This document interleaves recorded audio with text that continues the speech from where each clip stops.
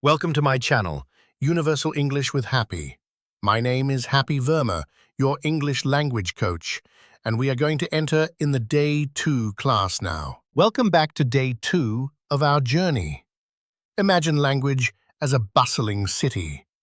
Just like a city needs builders, roads, and signs to keep everything moving, English relies on three essential elements: words, sounds, and punctuation. Today we are going to explore how words fit into classes, how sounds give them life, and how punctuation tells us how to speak. First we have nouns, the names of people, places, things, or ideas. For example, the cat sat on the mat in London. Remember, happiness is a noun, but happy is an adjective. Second, pronouns replace nouns so we don't repeat ourselves. Sarah loves her dog because he is playful. Instead of repeating Sarah's dog, we use he. Third, verbs show action or a state of being. The teacher explains the lesson. Modal verbs like can, could, may, might, must, and should alter the main verb to show possibility or obligation. Compare you must study versus you might study. Fourth, adjectives describe or modify nouns. The bright red apple fell from the tree. Fifth, adverbs modify verbs, adjectives, or other adverbs, answering how, when, where, or to what extent. She ran quickly. Adverbs can also modify adjectives. It is an exceptionally bright day. Sixth, prepositions show relationships in space or time. The keys are on the table under the notebook.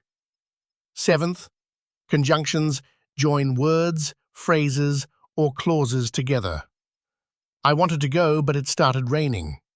And finally, interjections express sudden emotions. Wow, that was an amazing presentation. Practice pause. 1. Identify the word classes in this sentence. The brave knight fought fiercely and won. Pause the video now and try. Now that we know our words, how do we pronounce them? Welcome to word stress. Every English word with more than one syllable has one syllable that is pronounced stronger, longer, and higher in pitch. Words ending in cation or sion place stress on the syllable right before the suffix. For example, education, decision. Words ending in iti place stress on the third syllable from the end. Possibility, electricity. Words ending in graphy follow the same rule. Photography. English is also a stress-timed language.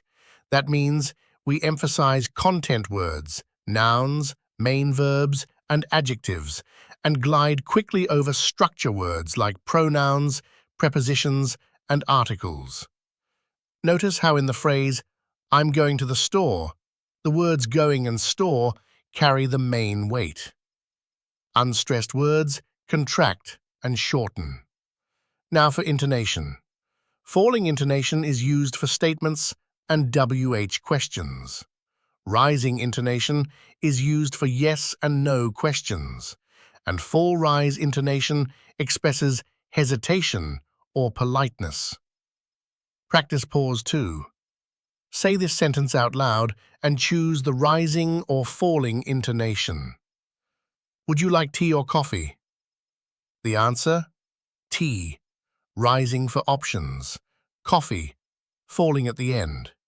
Pause and try now. Think of punctuation marks as road signs that direct the speaker.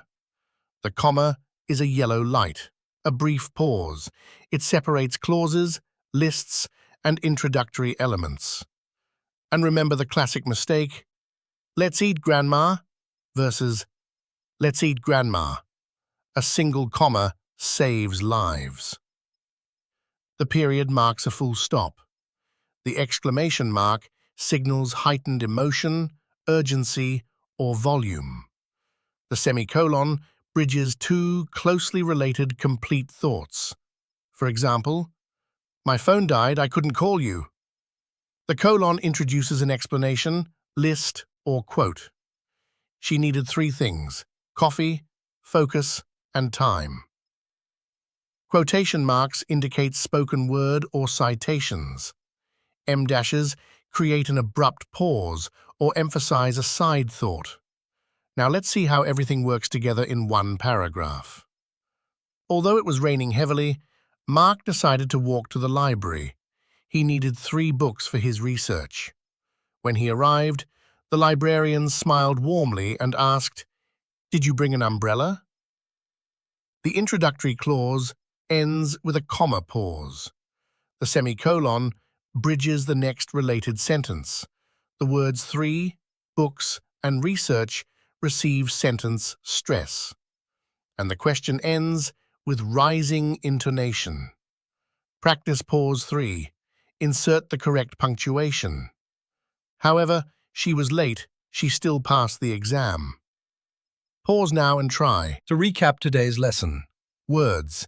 Master the 8-word classes to build strong sentences. Nouns, pronouns, verbs, adjectives, adverbs, prepositions, conjunctions, and interjections. Sounds. Use syllable stress and intonation to speak naturally and be clearly understood. Punctuation. Treat punctuation marks as delivery cues for clear, confident communication. Thank you for watching Day 2. Don't forget to like, subscribe, and leave your practice answers in the comments below. See you in Day 3. Thanks for watching and being with me till the end of the video. Don't forget to subscribe to my channel and turn on the notifications to never miss an update. We will see you on Day 3.